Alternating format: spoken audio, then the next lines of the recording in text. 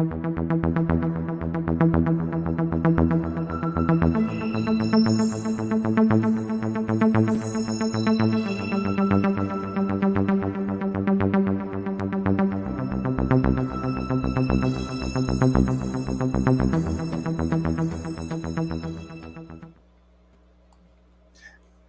right, everybody, welcome in. It's another Tuesday night over on Sports Empire Network. Of course, that means it's time for the big three. I mean, you already know the crew by now. You know, myself, Jordan, Dylan, Jake. Hopefully, y'all doing well. We got, a lot of great topics in store for you guys. So, I mean, you know how it works on the big three. You come in the chat, come with all the energy, bring the questions, your comments, and all that. And we'll just have some fun for a little over an hour or so. But before we get into the first topic, Jake, how are you doing today? I'm doing great. Things have been going really well. I'm excited for the show. I'm a little bummed that the finals are over. I was really hoping for a 7-game series. And it felt like, at least in last night's game, it wasn't exactly the cleanest or prettiest game you could expect. A lot of turnovers, a lot of really bad shooting. And I get that, game sevens or NBA finals things get tougher and tougher. But I was hoping for a cleaner, better series, but still great. And congratulations to Denver. They definitely earned it. But yeah, I'm doing great. Excited for the show. All right, what's going on, Jory? Thanks for tuning in. Jordan, how you doing? Doing good, man. Like Jake said, I wish it would, it's kind of, I know we had MLB to talk about, or MLB to watch and stuff, and then you had the Jazz coming up, so it's kind of depressing that we're not gonna have any like real. I know we had Summer League coming up in July, but it kind of sucks that we're not gonna have NBA to watch. I mean, to my help, with Denver, they got it done, but I wish Butler and the Heat would have forced a game six, or would it be game six, or it'll be game six, right? Yeah, it would be game six, and then but like How was that Jimmy Butler take? Oh, from the Twitter thingy. Mm-hmm. Man, it was crazy because a Denver fan actually came back to my tweet. It was said these laughing emojis. I was like, oh, you came back. I give you props. You remember. But yeah, it was cool. So let's have a good show, man. Let's have a good show. All right, so Anthony's already in the chat. He's a regular. I'm coming with the Heat today, not like the Miami Heat. All right. What Heat? Anthony Price? Let's go. We ready, man. All right, Dylan, how you doing? I'm doing good. It was a good finals yesterday. It definitely was just a good game overall. Granted that the series was kind of shorter than we all hoped for. Still good. Congrats to the Nuggets. I imagine being a fan base and getting your first championship is just crazy. I was a Seattle fan when we got our first championship, and that's crazy. So, all in all, great for them. My grandpa's a Denver Nuggets fan, so that's nice. I'm happy for him.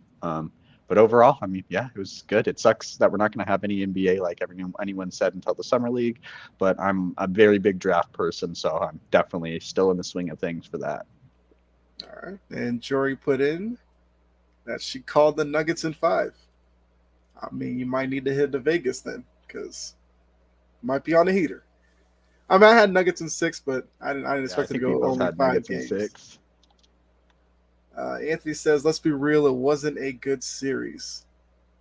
I do think, maybe 5 years down the line, it might be remembered that way. I think we had good moments. A couple of good games in there.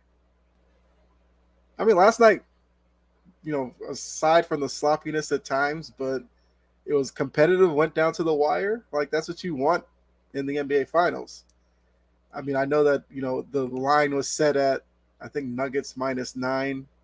But, it was closer than that. Butler had a couple of missteps there late in the game, which we'll get into later on. But the first topic we do have is something that's not necessarily on the court or anything, but it is kind of a big story in the sports world. So let's go ahead and show this right here. These two. Good old Skip and Shannon. I think today was Shannon. He had his little goodbye on the show and everything. Heartfelt, all that. The crew's in the... Oh, hold on. Got Con Man in here. The crew's in the building. Hello, y'all. Con Man, Shannon. Okay, Kyle and Jordan, my guys. Get ready to have my round table. KJ, I'll be hitting y'all up. We're gonna be 60. All right. Okay, Con Man. Yeah, but I can see where Anthony Price is coming from. I mean, as far as like the matchups and stuff. And I mean, Kurum, who's also in here pretty regularly, says screw Skip. Yeah. Con Man once again. Miami just didn't have the height to compete. Yes, definitely. Yeah, so I can see where Anthony Price is coming from. Like it wasn't a good series because the matchups like Bam versus Jokic, Jamal Murray versus Kyle Murray, or not Kyle Lowry. Mm-hmm. So yeah, it'll probably be remembered that way as one of the least entertaining. But like I said, we have these two here. You know, they split up after some years together. Seems like Skip's gonna keep doing the show. They're looking for replacements. I've seen names like LaShawn McCoy, Joy Taylor, a couple others out there. Shannon, not sure. I know Stephen A is trying to get him over on the First Take or whatever. So, Cool. like, what are your thoughts on the breakup here? Who do you think should be Skip's co-host? Who would you like to see? Who wants to go first? Me? Yeah, I mean, I'll keep mine pretty short and simple. I don't really watch First Take like that, but if the reason Shannon Sharp left is the reasons that he did, nobody. I mean, it's not how you treat someone, especially if you're going to have call someone your partner, someone who is also making a lot of the efforts, a lot of his own personal time towards the show, and not letting him have any sort of creative control. You should work by yourself then. If you're not going to let other people's help and put their input in, then don't work with other people. I think so. To for Michael, I think that. I think the first straw was like the DeMar Hamlin like tweet at the time. I still say it was overblown, but I get it. And like the second straw was just like I don't know if you saw that episode comment where like Shannon like took off his glasses and was really heated because like but the Tom Brady debate or whatever, and he was like, "Oh, I got 2 rings," and Skip was like, "So what?" I think that was the last kind of straw. I'm not sure if I missed. Yeah, that was a big part of it. Yeah, the big part of it was that Shannon felt disrespected by Skip on live TV. That's what it was. Is that Shannon was calling out? Yeah, Shannon was calling out Tom Brady, and we all know Skip Bayless is in love with Tom Brady, and Skip just called Shannon washed up and no good and jealous of Tom Brady on live TV. And that was kind of the starting point, and it just kind of. But even before then, things had happened. But that was the big tipping point. Was that incident right there? Yeah. So to answer to the question, Kyle, I think that Skip should just be by himself, man. I mean, LaShawn McCoy. I mean, maybe it's an option, but I can see Shannon or I can see Skip scaring him off in a couple of years. So like, I don't know. There's a reason why Skip and Stephen didn't work. I mean, obviously Stephen A had other goals. That's why he brought in Matt Kellerman, and then there was a thing that he wasn't really like working out, so they brought in Mad Dog Russo, and he's still on there. He came back. So I mean, yeah, I would like to see. I think Shannon and Skip will be pretty funny, but I think Skip. I mean, I don't know, man. Skip just his takes like last night he. I know the Denver swept the Lakers, but like he had to bring up LeBron's name, even though like, come on, just keep the name out your mouth. It's like celebrate the Denver. Like you're not gonna bring up the king in everything you tweet. So it's like I don't know. Skip to just work by himself.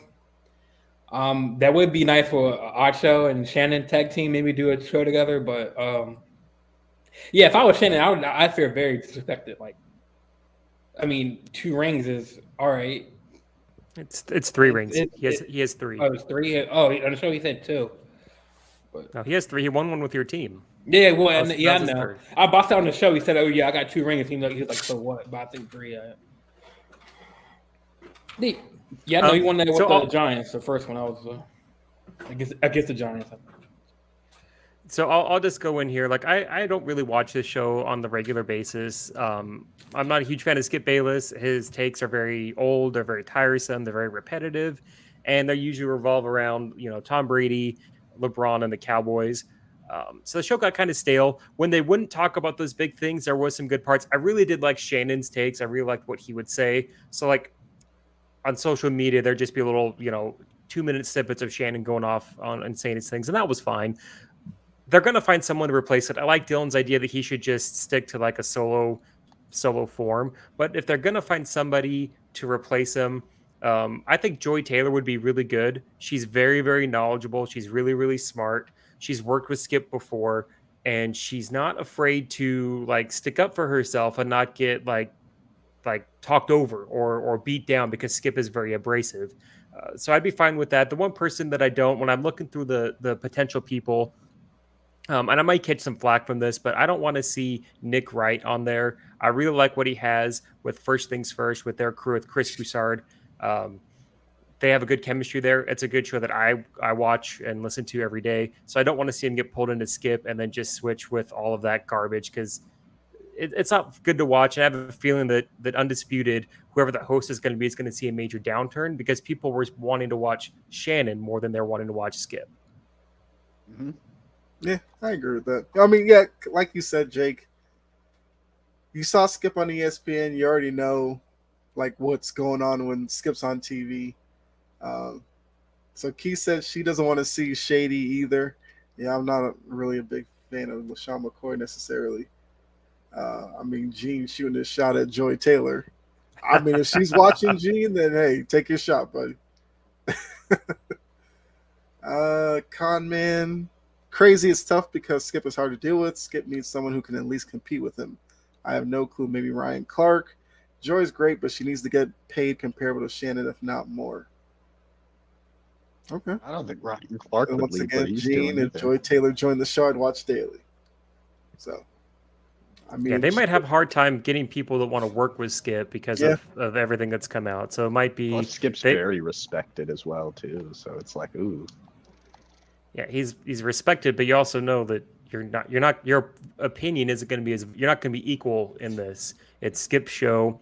A big part of, you listen to people that left ESPN years and years ago, the way that the executives would treat Skip Bayless at ESPN and at Fox Sports, he's hard to work with, and people know that, and so it has to be someone that's got a big backbone. And I think Joy Taylor would be great. I think she's probably one of the few people that can do it because she doesn't take any crap from anybody. Hold on, Gene. Okay, so this was Gene that came on Sports Empire Network. Shannon handled himself a class today. Could have and should have. I didn't Skip, see that. He went on the show today. Yeah, he did his goodbye today. It was his last show. Read between the lines, though. He thanked him for the opportunity, but said nothing good about his character. I wonder what Skip said. Like, oh, I'm sorry. Like, Skip was respectful. Yeah, Shannon was just like, he was glad for the opportunity and everything. And Skip kind of said the same thing, that he put a lot of dedication into the show. They had great time together and all that kind of stuff. He said that he knows Shannon's going to do bigger and better things and, all that. So it was respectful for sure. But like you said, it was definitely a situation where you could read between the lines of what Shannon was saying.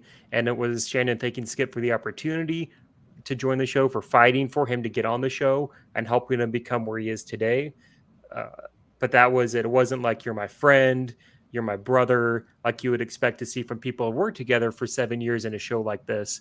But it was really good. Like Skip or Shannon thanked everybody. She thanked like security guards and everyone. It was a really good goodbye. So even if you don't like the show, but you like Shannon, go watch his goodbye. It was pretty good. Yeah. Like, Shannon's a legit dude. Yeah, I think. I thought Shannon was the one initially to put Skip in his place, but I thought he did a good job. But Skip, just like Gene says, he cuts him off a lot. But I think the next person who comes in needs to put Skip in his place. He needs a Stephen A. Smith kind of level energy, put him in his place. Maybe Joy Taylor, maybe he needs a woman to be on the show, to be like, yo, chill out, or maybe Joy Taylor might be the option. So. Key said Acho and Skip.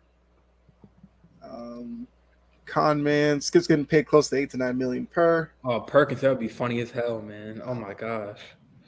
Gene says Skip almost cut him off again during his goodbye. He did. Yeah, I saw that. Yep.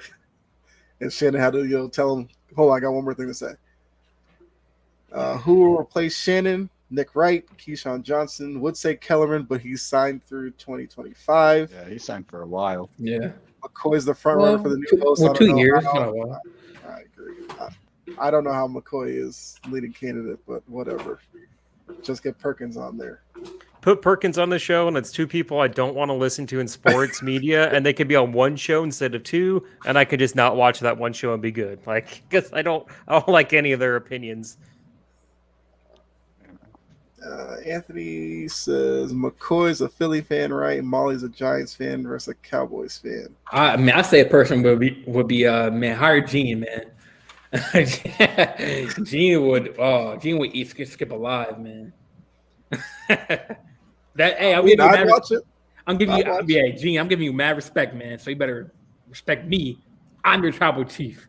And now you've opened yourself up. Oh man. Hey, he's down, man. Michael Irvin. So Gene, yes, I'm down. And then John says, "What about if Michael it's Michael Irvin? That's too much Cowboy love. The universe would implode from the Cowboy love fest that would go on there, and it would be unbearable. They changed the name to Undisputed to Unbearable during football season. Gene, I know, Gene. I know. He said, "Boo Jordan." Said boo what? Boo Jordan. That's what he said. Oh, I said the tribal chief. Yeah, probably. Gene said, "I got no problem with you," and then once again, Keith said, "Boo." Okay, tribal chief. I feel like if Skip probably has his choice, maybe it is Michael Irvin. Let's go Cowboys 24/7. Well, all right. So let's go to the next topic. Just want to start off with that. Once again, he's still kind of the man of the hour. DeAndre Hopkins. He had his visit with the Titans. He's got a visit with the Patriots, I think today or tomorrow. Then a couple of other visits after that. Now, I guess Hopkins kind of made it seem like he's in this to try to get an opportunity at a title and all that kind of stuff. So if that's his motivation with all this, is he just using this Titans and Patriots visit to maybe up the price for teams that might come later down the line in his visits? Because you assume if he wants to win the title, he'd go to Kansas City or something like that. It's not New England or Tennessee. I mean, no offense, Kyle, but your Patriots aren't winning the title this year. No. And Tennessee is miles away. Don't let Jory hear that. Yeah. I ain't scared. I mean, I feel like she could be no one's scared of Jory with her squad like that. Look, he could be a fan and still be like realistic and be like, "Oh yeah, we're building on something. We just drafted a quarterback. He has to grow into the role." Like, he could be realistic. Yeah. They're not going to win. It's not saying that they suck or anything. They're in a little bit of rebuild. They have one of the best coaches in the league. I'm not ever going to say anything bad about Mike Vrabel. That dude's a complete stud. I love him in New Orleans. But to answer the question, I'll just go real quick since I've already kind of talking. I think he's definitely wanting to up the price, stay relevant, kind of stir up interest from other teams to let it be known that, hey, he's going to Tennessee, going to New England, checking out the other teams, trying to get a bigger price tag. Because again, like any person, you want to make more money. Even if you've made a crap ton of money before, you still want to make more money now. And there's nothing wrong with him wanting to get a bigger bag. So I definitely think he's just trying to create more interest and letting teams know his desires, and the two other teams are already showing a desire in him. So a team like Kansas City can't just wait a few weeks and give him a lowball offer. If Kansas City wants him, they have to give him some money that's kind of worth what he feels he's valued at. Yeah, I think that. I was going to say that. So, like you said, he went to Tennessee Sunday. I know they had Hopkins and Vrabel had like a connection. Wait, Jake, do you know what connection they had before? Like, was he a coach on some team? And like, I was trying to tell Kyle, do you know, like, because I heard that they had connection. That's why they. Do you know what the connection was? Oh, I'm not sure. Not unless Vrabel was like a positions coach in like Houston or something. Yeah, he might have been. I'm not sure. That's the only thing I could think of. Yeah. So I mean, Kyle said his next visit is with New England. And I believe Baltimore is next, and I think Bills and Chiefs. So I mean, the thing that's important is he has to understand that he already said he wants to go to a team that has a stable quarterback, a stable organization, because he doesn't want to bounce around like he has been with Houston, and then to the Cardinals with the whole Kyler Murray, and then the whole new coaching switch up and the whole management. So he wants to be somewhere where I think like 30 or 31. So he has to decide what is best for his family, and where. I think it's more about the money than the ring. So that's why I think that some of the teams that you named, like the Titans, Ravens, New England, Chiefs, you ain't getting Spillian money.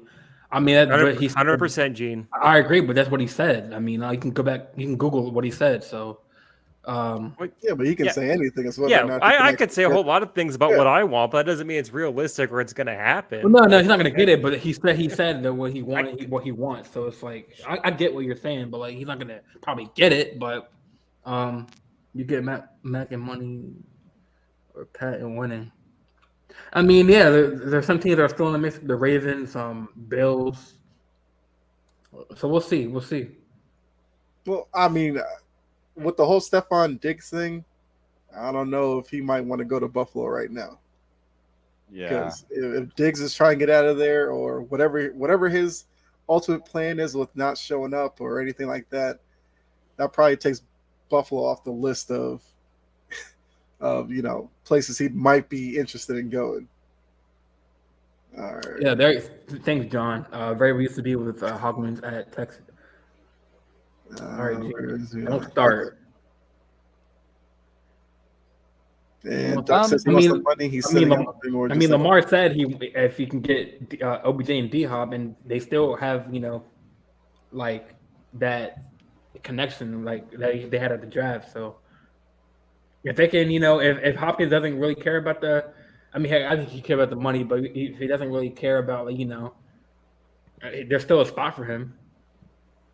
So we'll see. And then we have the Browns too with the Watson with the whole that connection. So that's another sleeper team. But I guess viewers I was waiting to bring up the Ravens. That's the only time I can right now. So that's my little promo for the Ravens. It says you bring up the Ravens one more time, it's not going to happen. Yeah, like a curse. You're jinxing it. All right, so I guess we'll go around really quickly. I guess from 1 to 3, where are the spots you see Hopkins next year? I have to say it again. All right, yeah. So we can start with Dylan. Okay. So 1 to 3. This Stephon Diggs news definitely does change up how things happen for me. I really did have Buffalo being that prime spot, but now with kind of how things are going there, I'm kind of uncertain. I do feel like he maybe could possibly end up in a Patriots or a Tennessee uniform. Maybe even more than you would in a Bills uniform at this point.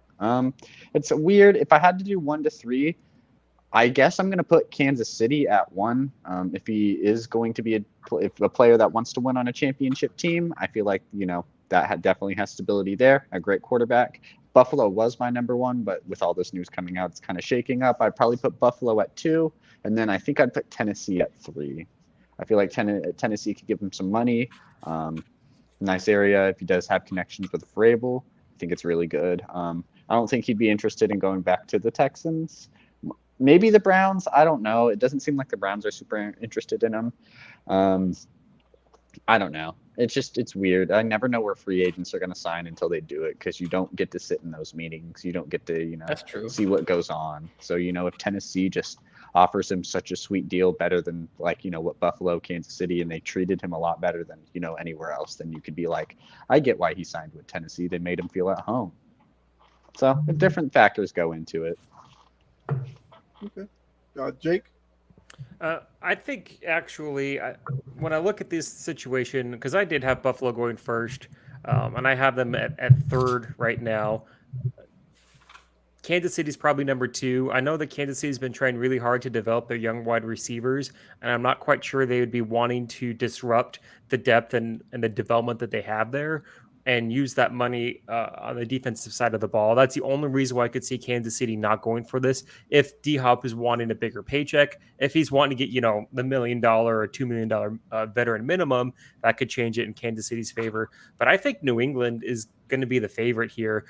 Bill Belichick is really going to look at the situation that he has in New England and say, okay, Mac Jones, we have to know this year if he's the guy or if he's not. We have to get him weapons.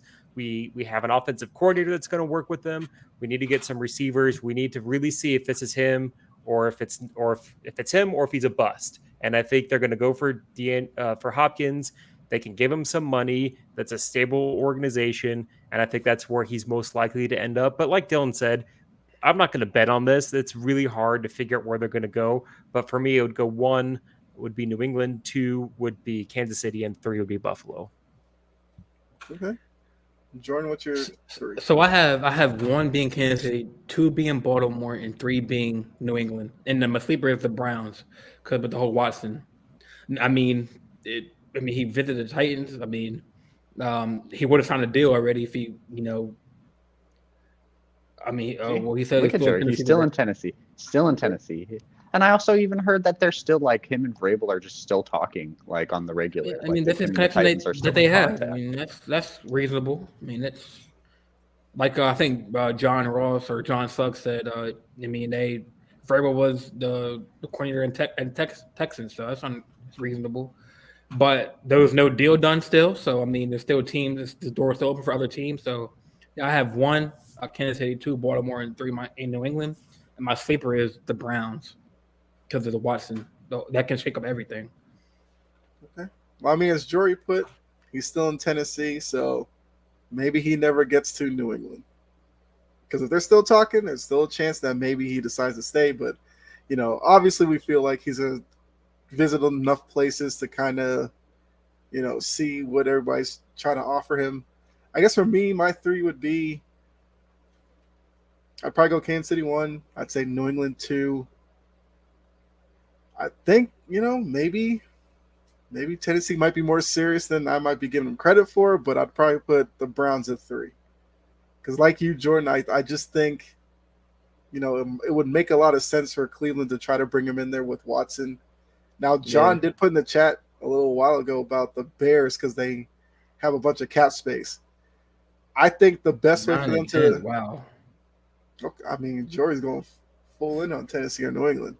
But I feel like she wants every player on that team to beat the Ravens. I get it, Jory. Because we play in London, so. Yeah. But I mean, for the Bears, like if you wanted to show Justin Fields that you're serious about him being your franchise quarterback, why wouldn't you go out and get DeAndre Hopkins? Yeah. It would make that wide receiver room look a lot better. Imagine looking at the Bears wide receiver room last year and then compare it to like this year where it would be like DJ Moore, Chase Claypool, DeAndre Hopkins, Darnell Mooney. And it was like last year it was like Darnell Mooney and then you like traded for Chase Claypool. Jory, don't start. That's got to be the biggest turnaround in wide receiver room quality in a single year in the history of the NFL. Like there's no comparison for that if that happened. John says Titans only have $8 million in cap space. That's a lot of moving pieces to make that money work. If it's all about the money, he was averaging $27 million a year. That's a big downgrade. To be fair, like Kansas City doesn't like have a super ton. Neither does Buffalo. Like all of them would make it work. People would get big bonuses basically. You can make it work. You can work the cap and make it work. Absolutely. But I mean, to be fair, like if you would, maybe he's still in Tennessee or whatever, but. If he would have signed a deal already if he wanted to go to Tennessee, so. Well, maybe he wants to see what. Maybe he wants to see. Yeah, that's what I'm saying. So that's like if I'm him, more of that barbecue, no. Well, and also don't think about it this way: if teams want to sign you, don't you kind of want to be like wined and dined? Like it's a unique experience where you get to have these people. Yeah, I'm sorry if I'm feed your ego. All 32 teams are taking me out to a nice dinner if I'm a top free agent. Like, it's like, do I have any intention of signing with the Giants? No, but they're going to take me out to a nice fancy dinner that I don't have to pay for, give me a luxury hotel, and then tell me I'm the greatest receiver to touch the planet? Like, sure. That's true. That's true. Yeah. Absolutely. Because you only get this a very few limited times. Only rare occasions. Yeah, so you want to see, like, okay, New England, what do you have to offer? Wine and dine me, talk me up. It'd be a trip to do that. I know Baltimore is going to give him that crab deal. Can't beat Maryland crabs. That'd be their pitch. That's what they did. That wide receiver, I think McLaurin, back a couple years ago. from Jimmy Seafood. Like they have some good crabs, so that could be a pitch for them. Like, hey, come to Baltimore, you can eat the Obey crabs. Anthony put, what about the Panthers? I'm interested, but Uh, I mean, I'm not sure if you would call that organization the stablest. Right now, it is under some new ownership. You really don't know about Bryce Young. I mean, him being the first round pick would, probably be the most favorable out of the rookie quarterbacks if he would to go to one. But I don't know, man. I think it's an iffy situation. They got Thielen there. They have Terrence Marshall. They have good receiving there that they could make it work and actually be really dangerous. But I'm not sure if just playing with Bryce Young is something he wants to do unless he wants to help mentor a young guy. Then yeah, I could see it. All right, so John put, he has Panthers, Bears, Patriots, and his sleepers, the Vikings. That's interesting. I mean, Justin Jefferson, Jordan Addison, DeAndre Hopkins, that would be crazy. Yeah, but you got to pay Justin Jefferson, though. You got to be waiting for that paycheck. That's going to be big. New ownership's making big splashes. Look at all the moves this offseason.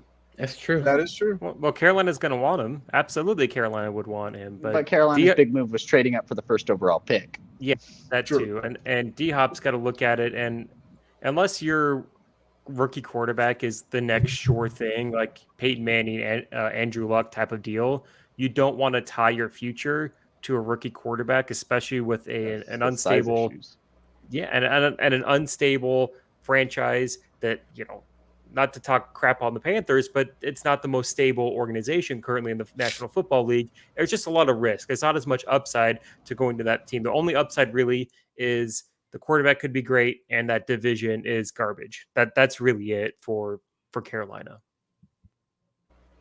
Okay. Kind of going back to Jory's point here. I mean, it is interesting the first two visits. Tennessee, the Vrabel connection, New England with the Bill O'Brien connection. So maybe he does end up landing with one of those teams. So if he does sign with one of them, we'll remember Jory put it 9 out of 10, either Tennessee or New England. But all right, so let's go to another prize free agent, Dalvin Cook. Now, some might have been surprised that Minnesota kind of moved on from him. We'll see if Matheson can replace enough of his production for Minnesota to be good this year. But with Dalvin Cook out there, once again, where do you see Dalvin Cook playing football this year? I'll keep it simple. I think Miami is the obvious answer. He obviously seems like he wants to play in Miami. Literally, his picture on when he got released was him in Miami Stadium. I feel like he has connections there. He's from that area. They need a running back. I mean, they have a lot of good gadget running backs, but a lot of their running there is just speed. And you need someone who can create more than just speed, be a good running back that can break off the tackle, just different things like that. All those other guys they have there are good in spurts, but you need a 3-down back. You need someone who's going to try to rush over a defender, someone who's a lot better in the passing game, someone who can just kind of do it all and just be that head guy and let your gadgets be gadgets when you need them. All right. So Anthony put Cowboys, Miami, or Bills. I like the Cowboys a lot. I see that a lot, and I do like it. And it's a very Jerry Jones move, too, to go to the Cowboys. Keep talking up like he's the next big thing. Like, we wanted to draft him. Mm-hmm. Yeah. So Jake, do you think it comes down to Miami or the Cowboys? Do you think there's another team that might be in play? I've heard a lot of rumblings about Buffalo being a potential landing spot for him as well, and I could see that going. Buffalo has always been struggling to get a very consistent running game to help out Josh Allen, and I think he would be good. You have to worry about his long-term health because he has had some injury issues in the past, but he's not terribly old. I still think he has plenty left in the tank, but I think Miami is going to be the landing spot where he's going to want to go to, and that team is going to be, it's a good fit for him because they have a great running scheme for him to go through. Like Dylan said, they have a lot of gadget guys, but they don't really have a go-to back that they can feed the ball to. And they're going to have it here in Miami. And then really we'll get to see what Tua really is because he'll have all the weapons he could ever have. But the only two teams I could see coming in is Buffalo because they have that glaring need for running back they've been trying to fill. And then Dallas, I mean, it makes sense for them to go for him. It's a big splash. He's a big name. He's an explosive player that generates a lot of views. All of that screams Dallas. But I could still see Buffalo making a surge to try and help Josh Allen with some run support to get that last hump to get to the Super Bowl. All right, so John put on here, talking about the Patriots, I can see the Patriots going after him before Hopkins. Everyone's going to say Miami, but Cook wants the workload is what he said. Then he said Miami has Mostert and Jeff Wilson ready to return this season. They also picked A-Chain, I guess how you pronounce it, in the draft. So yeah, but he says Miami's out in his opinion. My thing with Miami, if you look at all those running backs, what is the number one thing they're good at? Being fast. They're not really known for being they're good running backs, but they're not known for anything by their speeds. If you look up literally the top, you know how NFL has that stat track where you can see the fastest running speed. Literally, they have almost all of those guys on there. On that team. That team is just fast. They don't have a running back who can be a 3-down back because a lot of those guys suffer injuries. They just need a good 3-down back. I do think Miami is very high in play. I think he's the favorite to go there if I had to say one. Yeah, and just real quick before Jordan gets his point in on this, you can still have Cook be the main guy, the main workhorse, and still use Mostert and Wilson. You just have a 2-backfield, and that creates confusion for the defense. Okay, are they going to use Cook up the middle towards the tackles, or are they going to try and pitch something outside? Are they going to run screens for all their speed guys and create some confusion for the linebackers that can then help Tua get better, more open reads? Because Miami's really good at running the ball and creating some really good, easy reads for him to go. And Dalvin Cook is just going to take up more gravity and more attention on the defense and still get those carries that he's looking for. So I don't see that being an issue just because of how Miami would use Cook compared to how they've been using their other running backs that are just speed guys. This is a guy you can feed in short yard situation, which Miami hasn't had, and you need that to win, especially when you go into the postseason. And also, I know Cook has his injury issues as well, but so does Jeff Wilson, so does Raheem Mostert. Yeah. And if you rely on that backfield that you have now, you have a high chance that one or maybe both could get injured. And then Devin Shane, the rookie, is what you have to go with. And then whatever you can sign in free agency when Cook is gone. So I think getting Cook in there is just someone that can be that lead back, and you can let your gadget guys not worry about being those lead backs, and keep their health when you need them. Those big spurts, those 25-mile-an-hour runs. Anthony says, or the drama with Barkley sent him to the Giants. John says, I'd say the Jets are the Pats for Cook. And then he said, Cook is going to want to break 1,000 yards to get close. With Miami, he won't get close to 550. Okay, that's interesting. So, question for you, Jordan. If Cook signs with Miami, would Miami have the best skill position group in the league? Looking at Hill and Waddle, Cook. I'm trying to see who's their tight end now.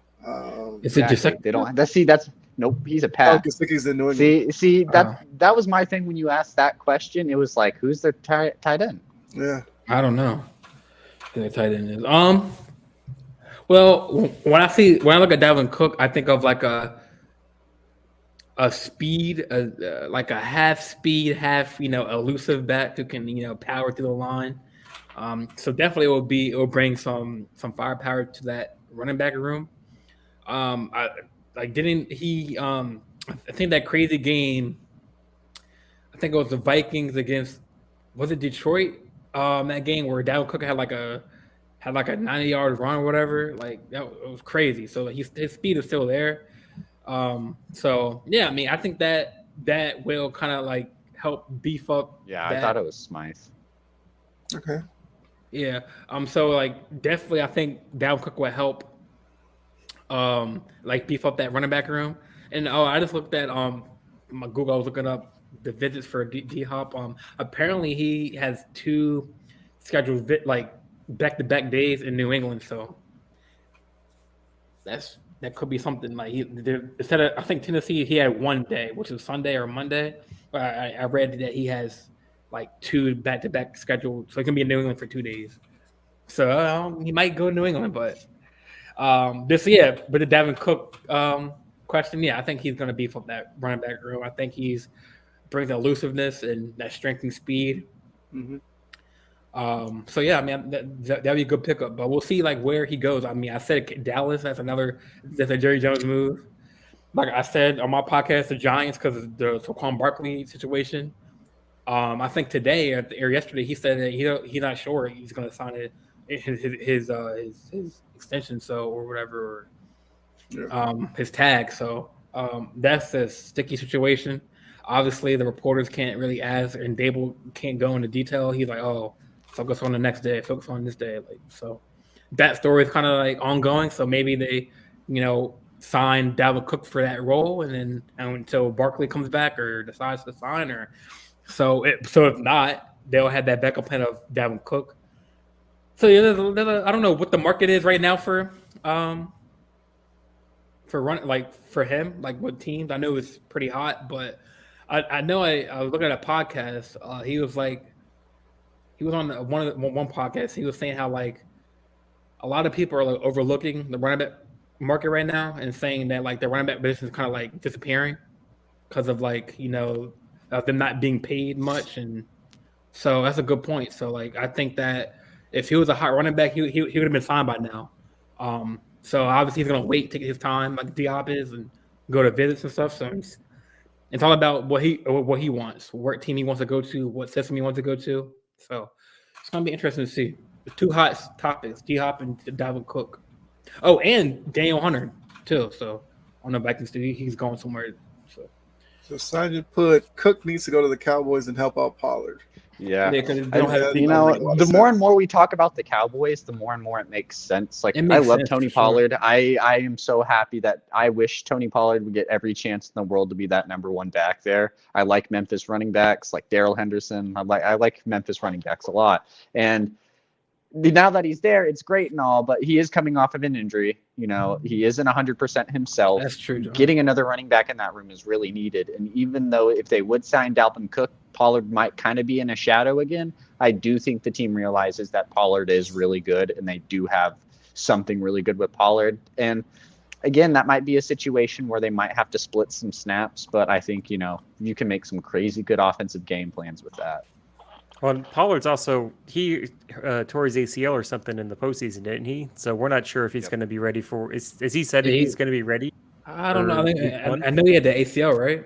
Yeah, I'm pretty sure it's like optimistic he might miss a couple weeks in the season, so it's even a smarter signing. Yeah, get him there, so you don't have to rush Pollard back, and when he does come back, he can kind of get eased into it. Yeah, I hate this. I hate this talk where Dallas makes all the sense for Cook to go in because there are so many games where he tortured my Saints, and I have bad memories of Dalvin Cook hurting my team, but Dallas makes a ton of sense. Yeah, and Anthony, I don't think I mentioned the Ravens when I talked about Dalvin Cook, so I don't want to hear that. Hey, you want a trophy? You want like a little gold sticker or something for not bringing up the Ravens? I mean, I didn't mention the Ravens. But I did hear Daniel Hunter's in the mix for Ravens, though. Like I think Kansas City Ravens. Yeah, there we go. No, but it's facts. It's facts. It's the thing is the Kansas City Chiefs, the Ravens, I think, and I think the Patriots are in the hunt for him. But I mean, the reason why I didn't bring up the Ravens for Dalvin Cook is because like we don't really. I mean, we had Dobbins and Gus Edwards and Justice Hill, so like our running back. Cook's an upgrade over all of them. Yep. There's no way you're hesitating on that one. He's an upgrade over all of those guys. I mean, but I don't think Baltimore really is looking at the running back position right now. They focus on they may not be looking at it, but you can't say that it wouldn't be an upgrade. No, it will be an upgrade. But I think we need another defensive player, maybe a DHop. But no, that's why I didn't bring up the Ravens when it comes to Dalvin Cook. Yeah. Okay. Well, we'll hold out and see when Cook signs. Who knows? Maybe by the time next week, Cook and Hopkins could sign somewhere. Oh, also on that question you gave him, Kyle, I don't think that Miami would have the best skills group. I still think it would be Cincinnati. Okay. I think Jamar Chase, Tyler Boyd, T. Higgins. Yeah. That's a tough. It's a really good combo. Even though have your opinions about Joe Mixon, he's still a good running back. He might not be a great person, and that's for whatever. Yeah. But he's still a good running back, and he puts up stats. Yep. I'm just scared about Orlando Brown Jr. See if he can protect him. Joe Burrow. Burrow's gonna make it work. Mm-hmm. All right, so last night finals got over with. We all said that kind of in our intros that wish the series went on a little bit longer, but Denver took care of business, won their first title in 47 years for the franchise. And I do want to say before that, I heard about the shooting that happened, like with a bunch of people terrible. celebrating. Yeah, that was terrible. Look, that's not what you want to hear right after winning a title.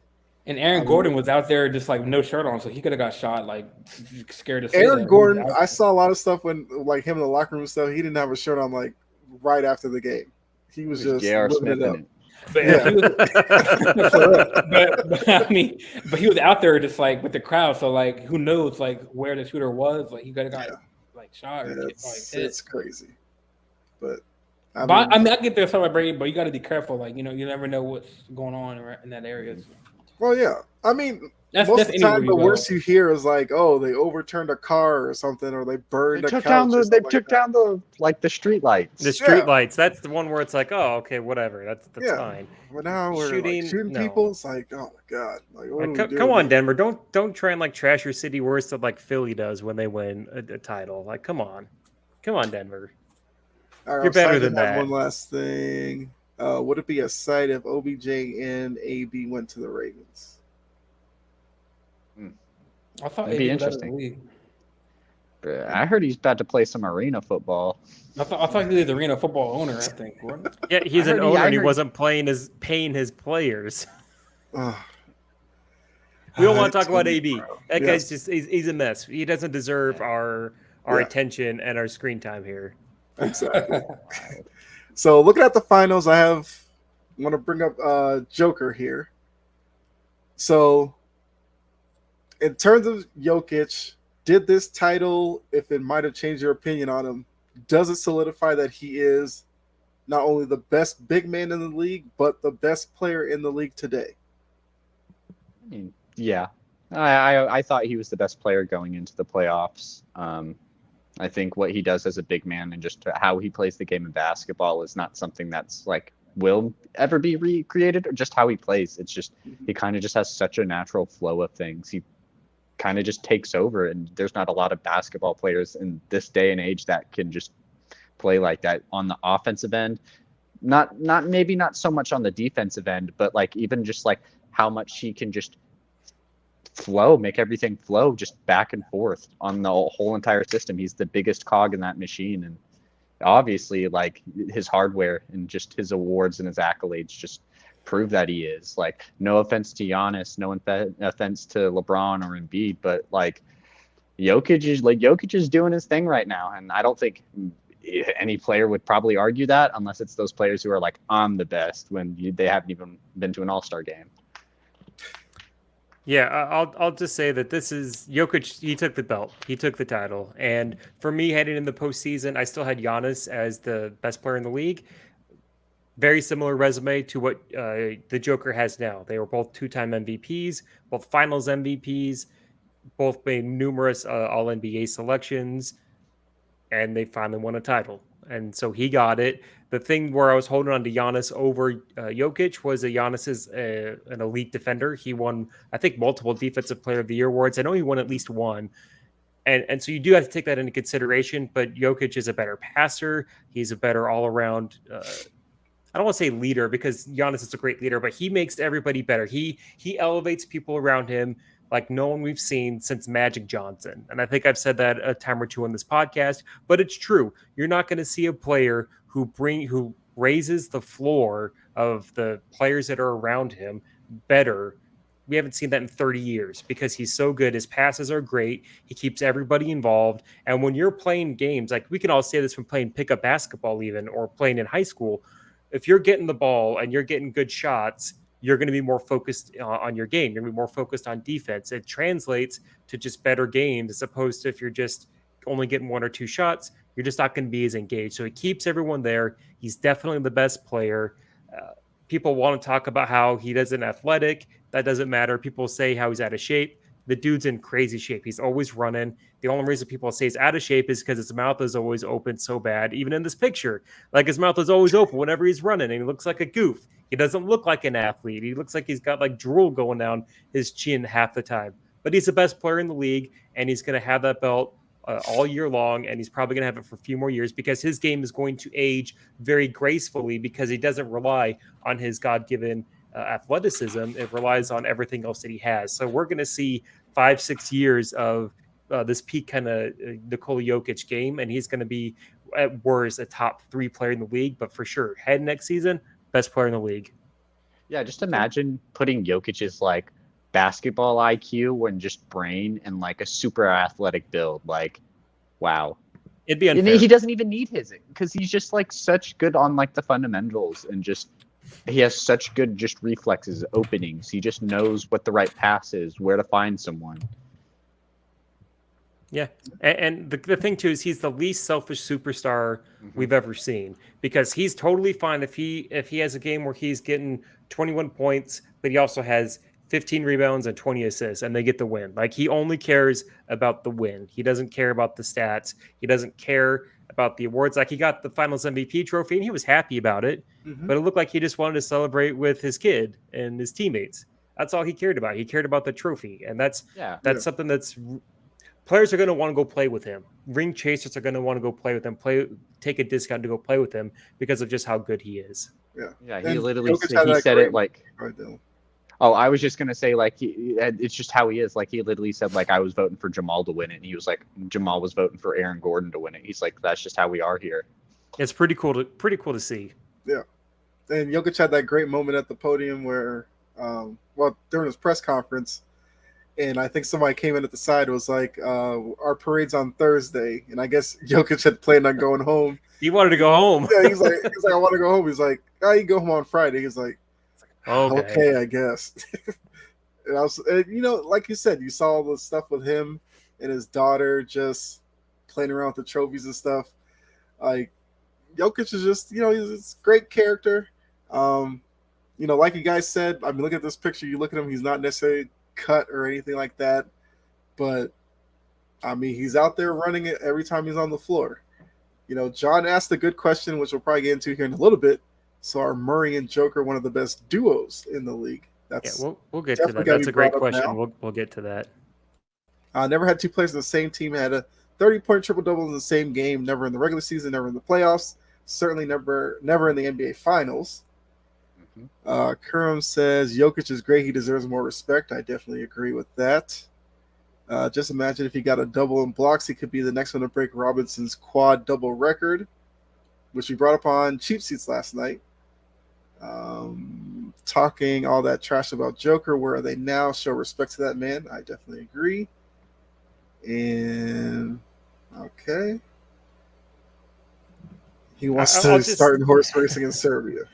I'll say to Saijin's point that's a great point about talking the trash about Joker. Some people talk trash about him, and some people in the sports media, and I wasn't one, but just to kind of defend those people, they would say, okay, for me to give Jokic his flowers, more or less, he has to prove it on the biggest stage. And he did. And those people have been giving him the respect he deserves. It's the same thing that we saw with Giannis a couple years ago, where remember, Giannis would always get bounced a couple times in the first round of the playoffs. And people were like, man, is this guy just never going to get it?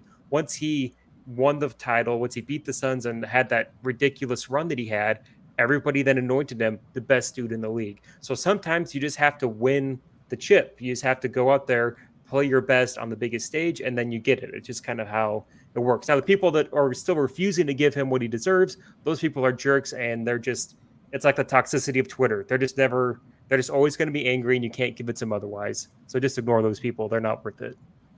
Yeah. John says, just shows to my point, Joker should have gotten the regular season MVP, not that other bum. Of course, he's talking about Embiid. Yep. So I guess real quick question here. Actually, I'll save that for after. But another player I want to talk about, Jamal Murray. So, Sajan says, thank you, Jake. I guess for explaining this point.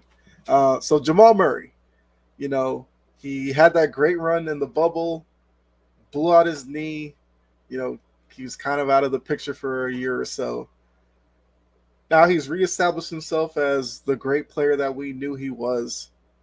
So now, what does this title do for Jamal Murray? Would you put him, I don't know, top 15 in the game? Would you go as crazy as to say maybe top 10? That might be too high, but would you say he's a top 15 player in the league right now, based off of this title? I'm not sure if I would say top 15. I would have to think really hard about it all, just have to find a good list. I would say definitely he is a top 25 player, and that's a good mark to be in. I could probably even say top 20, but to say top 15, it's rough because when you think about it and actually start counting, you could get to 15 players that you might. There's a lot of 15. There's a lot of good players on it. So yeah, I'm not sure if I would say top 15. But definitely he's a top 25 player. He is definitely on the better half of point guards in the league now, where before he probably wasn't. He's probably in that middle-ish, maybe a little bit higher than middle area, but now he is one of the top point guards in the league, I would say so for sure. And he's definitely worth his money. He was one of those guys, like he even said himself, I thought you guys were probably going to trade me. I was getting injured. I wasn't living up to my money, nothing like that. And now he is. He's a champion. He performed excellent, had an argument to be the finals MVP and the Western Conference MVP both at the same time. So he went crazy. He's definitely a top 25 player, and that's not anything to be sad about if you're not top 15. So many good players in the league. Oh yeah, absolutely. Now if you're talking, in like the early 2000s, and you're not saying you're a top 15 guy, that's a little different. The league was really, really shallow back then, but the league is so deep, it's really hard to say who your top 15 guys. I'd say he's a top 20 guy in the league. He's definitely probably the second best.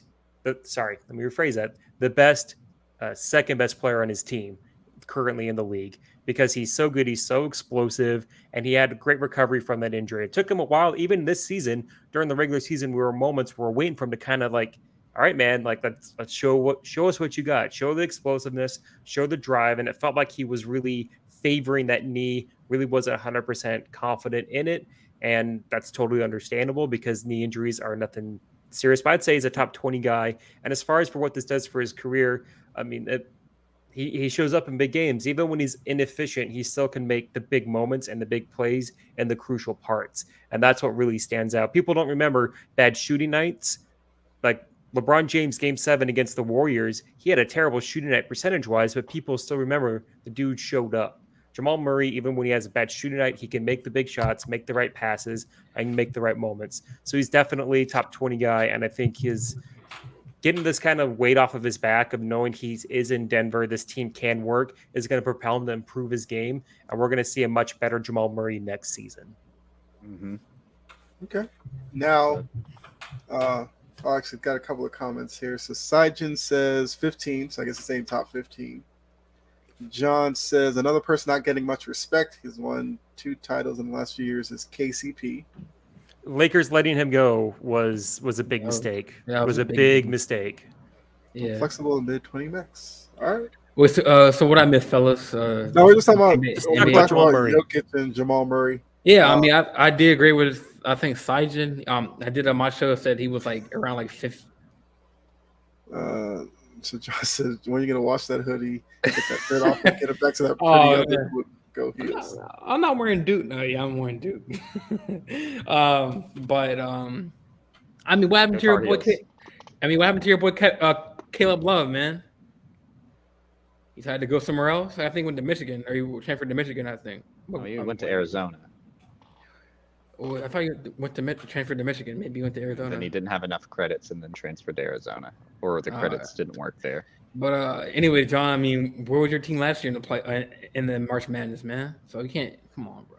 I know we lost to Texas. UConn was the champs. UConn was the champs. Neither was Duke. Yeah, he went there. But yeah, I mean, I agree with Sijin. On my show, I did have him Jokic in the top 15 of like all the time. I'm not sure if there's an all-time list. Sijin. No, I was talking about Murray for top 15 today. Oh, no, I was saying Jokic is probably like a top five big man currently in the league, and then right, Jokic is the big man currently. He's the big man. man. I would say that top 5. He's the. But I would say he's top 15 like the all time list on my list, but he can definitely move up with another MVP and another ring. But he can move up easily on my list because I mean I can so I definitely agree with that. So yeah, I don't know if I missed anything. What about Jamal Murray? Would you put him in the top 15 of players currently? Well, yeah, like I think that me and Kyle both said earlier, like on my show that, a lot of like Murray was kind of overlooked because he had the injury in the bubble. A lot of people forgot like how he played pre-injury, the bubble Murray. I mean, I didn't forget that he was going off. A lot of people like he was washed up. He can't recover from an ACL injury like that. He's not a good player, but he stepped up and he really did his thing. So I think he's in the top 15, I'd say. He can easily move up. Unfortunately, I don't think he can get an MVP because Jokic and you got Embiid and Giannis. I think he should be in the mix for MVP, next season. But I mean, when Murray gets his rhythm, like we know that he can slump a little bit, like we saw. I think it was like Game 3 against the Lakers. He was quiet like his first and third quarter, and he just blew up in the fourth, like late third, early fourth. So you can see where like he can be streaky, but when he's hot, he's hot. And when he's because rhythm, he's in the rhythm. So yeah, I think that he deserves his flowers. I think he's 15 NBA wise, in the current NBA. I would say that. Yeah, I will say he probably won't ever win an MVP, but he'll definitely be an All-Star next year. Like he will 100% be an All-Star. Yeah, he wasn't one this year.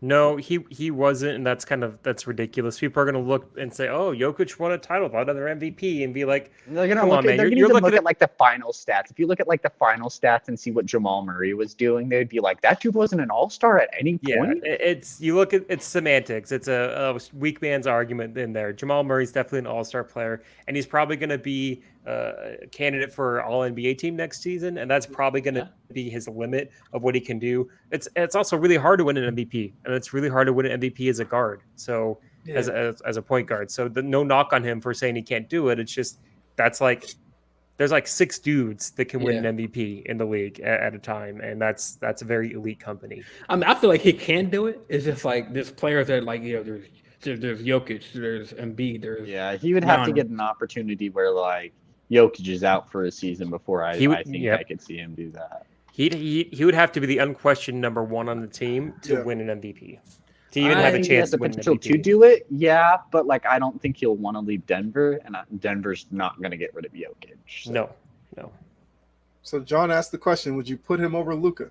No. Who Joker? As much as having that championship is good, if you boil it down, take both these players off their teams, and then have to pick one, you would pick Luka.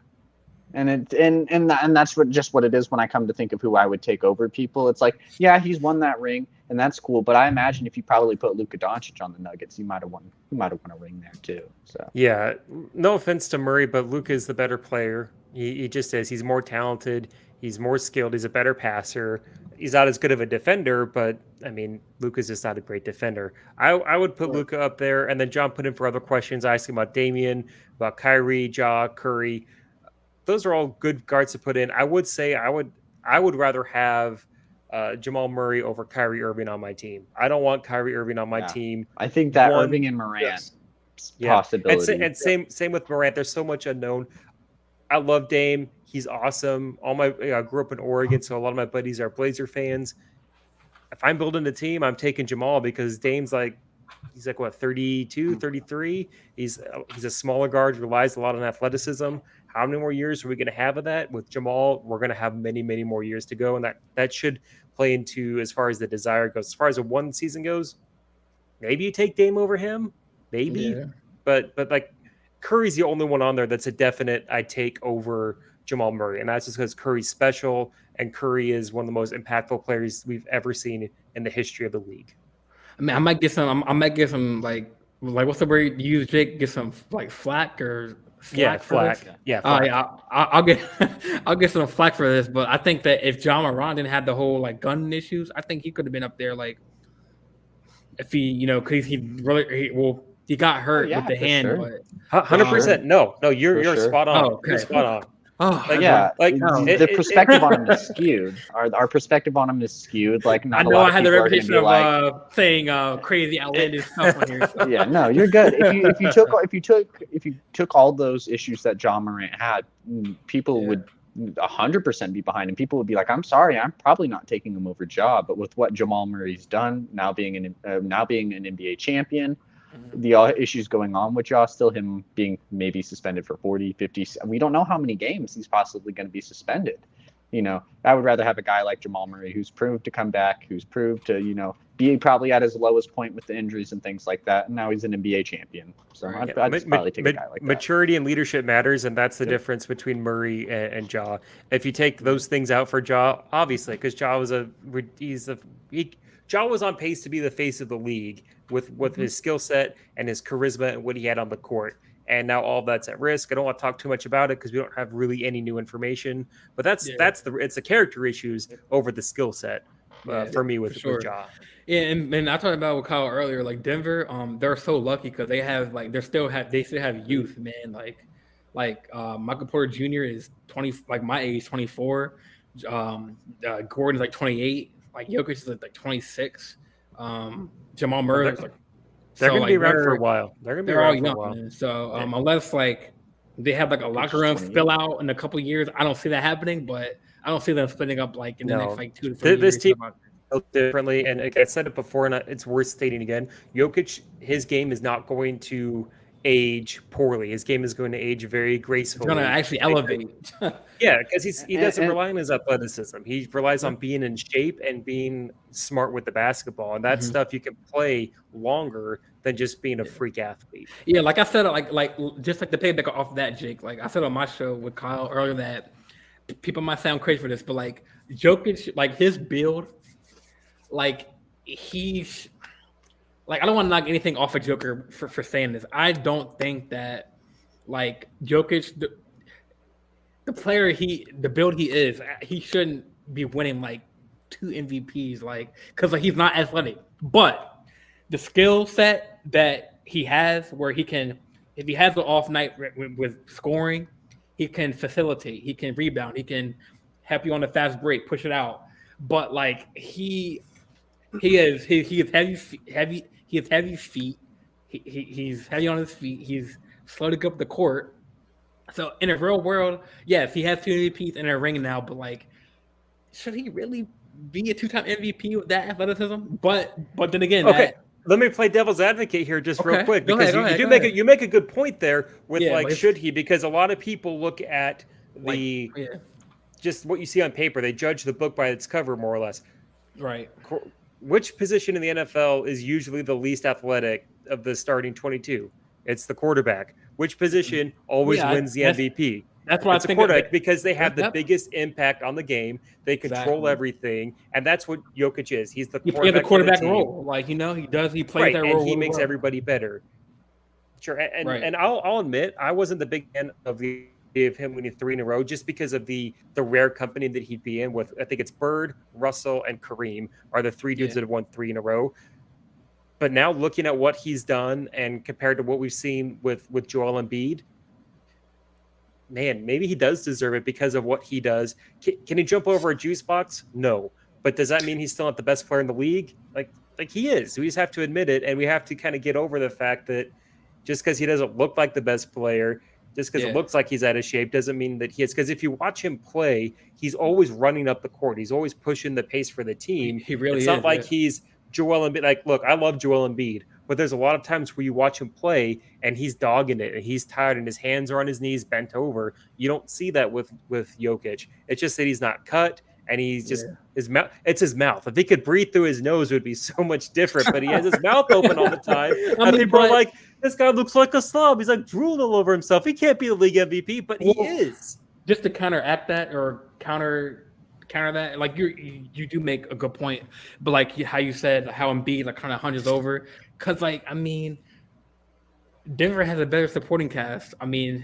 Philly, they had Harden, he literally Embiid has to carry. I'm sorry, but Philly does not have the worst supporting cast. Tobias Harris wasn't bad. He's been good. Tyrese Maxey's been good. I like Maxey, D'Anthony Melton. Like they had some What, stuff. Niang, freaking Korkmaz? What? I'll say Denver was better coached for the talent that they had than what Yeah. Philly did. I think that we can all agree on that part. But I mean, but who you Factual. taking, Dylan? Who you taking? Korkmaz, Niang, Matt Mellon, or Caldwell Pope, Brown, Bruce Brown? But I mean, I remember some episodes we had that Tyrese Maxey's there though. kind of Tyrese questioned Maxey's Denver's there. depth. No. Matthew's You good. did. I'm You not- totally did, Jordan. You're like, You oh man, questioned I don't Denver's know depth. about This Denver's is- I depth. did. They don't have the depth. No, I do. I did say that. Now we I saw did their say depth that. actually work. I'm a man. I will admit I said that. 'Cause it was streaky at times. I didn't, but like I said earlier, like I mean, like when it comes to the Heat supporting cast and their support, like the Denver supporting cast, like their players stepped up. Christian Brown stepped up when needed to. Bruce Brown stepped up. I mean, I didn't really worry about Murray and Jokic. I mean, I was worried about Michael Porter Jr. He was the X factor, and then he stepped up. Aaron Gordon. If Jokic wasn't on the team, Aaron Gordon would have got the MVP because he did a lot to help out, Jokic. And that's what I mean, with Philly and that supporting cast, because they don't really have an Aaron Gordon on Philly where he can take the pressure off of Jokic or take the pressure off of Embiid. So, and Gordon stepped up. I mean, I tip my hat to the supporting cast. If you're watching Denver, I'm sorry, but yes, y'all have my respect now. Christian Brown, he made plays, when needed to.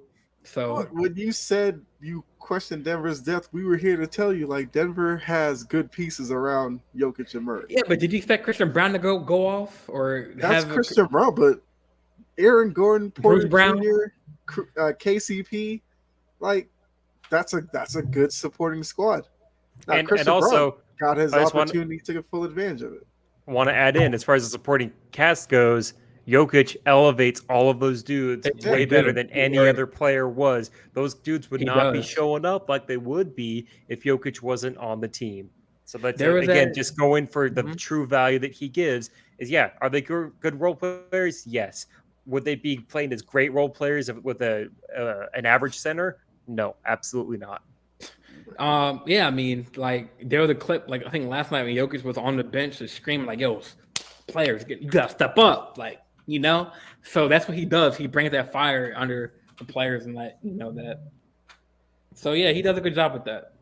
All right, so to catch up, John said next young star point guard could be De'Aaron Fox, Jalen Brunson, SGA to be up there with Murray.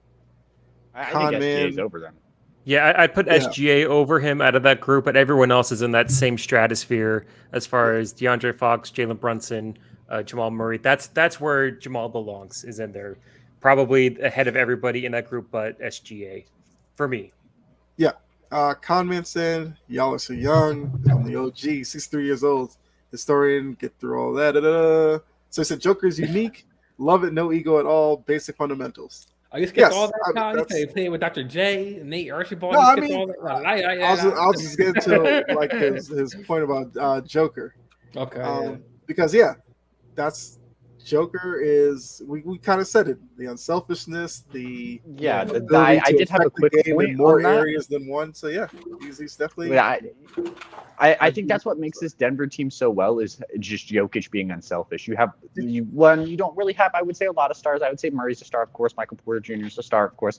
But Jokic doesn't want to be anywhere near that spotlight. He doesn't want to be anywhere near it. So what does that do? He wants to go home for all these players. That opens it up for all these players like Christian Braun, Bruce Brown, all these other guys who probably wouldn't normally get any media attention or anything like that.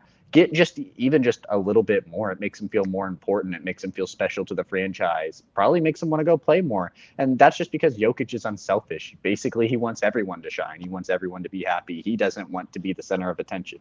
He wants to go do his own thing. But if his teammates want that, then he's open to let them have it because he doesn't want it. Yeah. Good point. Carmen also put in Denver's in a good space cap-wise. They are.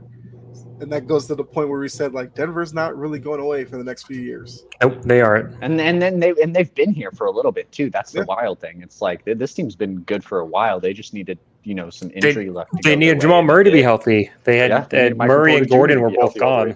Yep. And Porter, all three of those dudes have been injured the past 2 years. That makes me feel If you had him healthy throughout all those other years, they possibly could have been their second one. It probably would be two. Mhm. If everybody was healthy, they'd probably have two at this point. True. I think that's fair to state. But now we talked about Denver. You got to look at the other side. Let's do it. Oh no. Okay. Oh, I got a sneak peek there. I saw the symbols. I saw Washington. Yes. I don't know why. Okay, why is it not showing Butler? Because he didn't show up either. Oh! Tell late. All right, so Jimmy Butler. I think the face says it all. The Heat didn't pull through. Now, with Jimmy Butler, quick question here. Is he a superstar in this league? I know that word gets thrown around to too many players, but is Jimmy Butler one of those guys? I would say yes, because if you look at this whole entirety of the playoffs, everyone was loving Jimmy Butler. He was a superstar. He had his little Hemi Butler catchphrases. He had all of this stuff. People loved Jimmy Butler. And just because, the finals wasn't as great as everyone's like, maybe he just isn't it. And it's like, well, no, he had an historic finals run. Let's not forget the fact that they were an 8 seed. Like, everyone was counting him out from the start, and he just proved them wrong. I think Jimmy Butler's a superstar in this league. Now, I think what you have to define what superstar and star is. I think superstar is someone that makes you marketable. I think superstar is someone that is a household name. You might not be the top 20 player, top 10 player. That doesn't need to make you a superstar. But if you're loved by the fan base, people know you, and you play a great brand of basketball, I think, as long as you get some all-stars in there, different things like that, you're a superstar in this league. Of course, the championships help. Of course, the accolades help. But at the end of the day, if you're making viral moments, I think that's what makes you a superstar. All right. Yep. So I'll let you catch up on the chat, and then I can go. Yeah. So Conman, Miami needs another big and another scorer. See if they can find either one of those. John says, me and another guy mentioned one guy was going to be the star for Miami, and everyone laughed when he mentioned it was going to be Bam. Dude played his heart and soul out this series. Lowry started way too late. Jimmy shot too many bogus plays. And then Conman, yes, because what he means to the Heat. He's not a volume scorer, but is the heart and soul of the team.